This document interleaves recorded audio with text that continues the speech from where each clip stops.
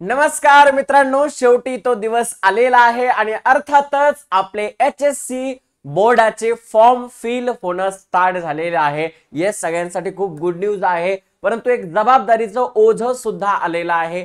कारण आजपासून जर आपण विचार केला तर अगदी 5 महिने आपल्या हातामध्ये राहिलेले आहेत। त्या 5 महिन्यामध्ये कशी स्ट्रॅटेजी असणार आहे, काय स्ट्रॅटेजी असणार आहे हे आपण डिस्कस केलेच आहोत आणि येणाऱ्या काळामध्ये आपण या गोष्टीवर डिस्कस करणारच आहोत। मात्र सगळ्यात महत्त्वाची गोष्ट म्हणजे काय तर यावर्षी आपल्याला HSC बोर्डाची परीक्षा द्यायची आहे आणि त्याच्यासाठी सगळ्यात महत्त्वाचं असणार म्हणजे HSC बोर्डाचे फॉर्म फिलिंग स्टार्ट झालेली आहे। बरोबर आहे, तुम्हा सर्वांना माहिती असेल, माहिती नसेल, अजून तुमच्या महाविद्यालयामध्ये सांगितलेलं असेल नसेल, परंतु हा व्हिडिओ जास्तीत जास्त विद्यार्थ्यांपर्यंत शेअर करा। कारण विद्यार्थी काही असे असतात जे लांब राहतात कॉलेजपासून, त्यांना या गोष्टी माहिती नसतात, कम्युनिकेशन त्यांच्यापर्यंत पोहोचत नाही। त्याच्यामुळे त्यांनी कॉलेजमध्ये जायला पाहिजे, फॉर्म फिल करायला पाहिजे आणि कोणत्या कोणत्या गोष्टींची विचारपूस करायला पाहिजे, कोणत्या कोणत्या गोष्टींची माहिती करून घ्यायला पाहिजे, फी संदर्भात माहिती करून घ्यायला पाहिजे, या सगळ्या गोष्टी आपण या व्हिडिओमध्ये डिस्कस करणार आहोत। तर हा व्हिडिओ छोटाच असणार आहे पण खूप महत्त्वाचा असणार आहे, म्हणून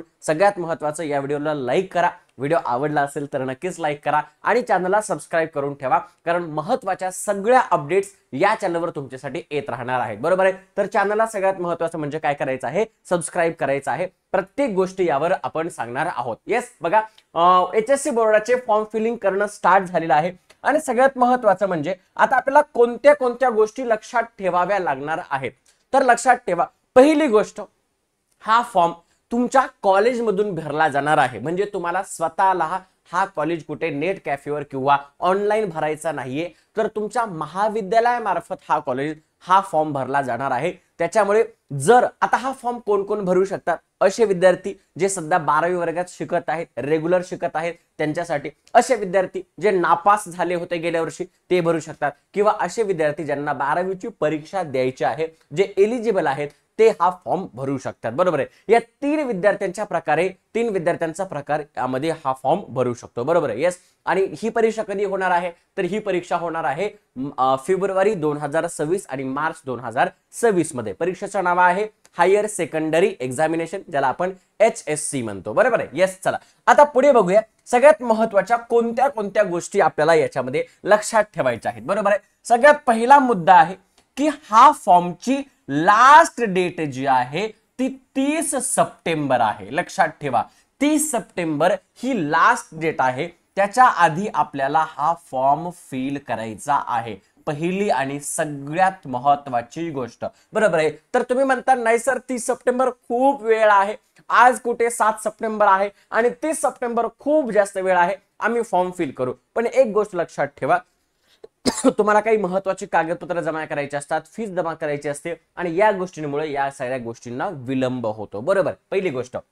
आता दुसरी गोष्ट, पहिली गोष्ट 30 सप्टेंबर लास्ट डेट आहे। दुसरी गोष्ट, हा फॉर्म तुमच्या कॉलेज मार्फत भरला येणार आहे, है ना, कॉलेजकडून हा फॉर्म भरला जाणार आहे। त्याच्यामुळे तुम्हाला कॉलेजला जायचं आहे, कॉलेजकडून माहिती घ्यायची आहे आणि तो तुम्हाला फॉर्म फिल करायचा आहे। बरोबर, येस। म्हणजे काय, सगळ्या गोष्टी ज्या आहेत त्या कॉलेजकडून होणार आहे, तर तुम्हाला कॉलेजच्या टच मध्ये राहायचं आहे। आता सगळ्यात मोठी आणि तिसरी महत्त्वाची गोष्ट, कॉलेजला हा एकमेव पर्याय असतो फॉर्म भरायचा, त्यांची सगळीच्या सगळी फीस वसूल करण्याचा। बरोबर आहे, कारण दोन गोष्टींमध्ये ही त्यांची फीस वसूल करू शकतात। कोणतं, पहिली गोष्ट HSC चे फॉर्म भरण्यापूर्वी आणि दुसरी गोष्ट जी काही उरलेली फीस आहे ती हॉल तिकीट देण्यापूर्वी। म्हणजे काय, तर कॉलेज जे आहेत हे तुम्हाला फीस साठी इथे प्रॉब्लेम आणू शकतात, पहिली गोष्ट। बरोबर आहे, येस, फीस साठी तुम्हाला इथे प्रॉब्लेम आणू शकतात। म्हणजे काय, तर सगळ्यात महत्त्वाचं म्हणजे काय आहे तर तुम्हाला इथे फीस क्लिअरन्स असणं खूप इम्पॉर्टंट आहे तुमची फीस साठी। आता खूप प्रायव्हेट कॉलेज असतात, नॉन एडेड कॉलेज असतात आणि मग तिथे खूप मोठी मोठी फीस असते आणि ती फीस आम्ही या वेळेला भरू शकत नाही। लक्षात ठेवा, जर तुम्ही ती फीस भरू शकत नसाल, येस, ती जर फीस तुम्ही भरू शकत नसाल तर त्याचा अल्टरनेटिव्ह पर्याय काय आहे हे तिथं तुम्ही विचार करणं महत्त्वाचं आहे। नाहीतर ही डेट जायच्या आधी तुम्हाला ते क्लिअरन्स अगदी करणं महत्त्वाचं असतं। दुसरी गोष्ट काय म्हणजे काय, स्कॉलरशिप फॉर्म्स। लक्षात ठेवा, खूप महत्त्वाचं आहे। बरेच आपण कोणत्या कॅटेगरीमध्ये येतो आणि त्या कॅटेगरीचा आपण स्कॉलरशिप फॉर्म भरलेला आहे का, आणि जर स्कॉलरशिप फॉर्म भरलेला नसेल, आता बऱ्याच विद्यार्थी काय करतात, EWS चा फॉर्म भरतात आणि EWS चा फॉर्म आतापर्यंत त्यांनी भरलेला नसतो, मग खूप मोठा प्रॉब्लेम येतो. त्याच्यानंतर सॉरी एबीसीचा फॉर्म भरलेला असतो हे ना, त्याच्यानंतर सेंट्रल गव्हर्नमेंटच्या स्कॉलरशिपचा एक्झामचा फॉर्म भरलेला नसतो आणि हा क्लिअरन्स घेण्याकरता खूप महत्वाचा आहे. त्याच्यामुळे तुम्ही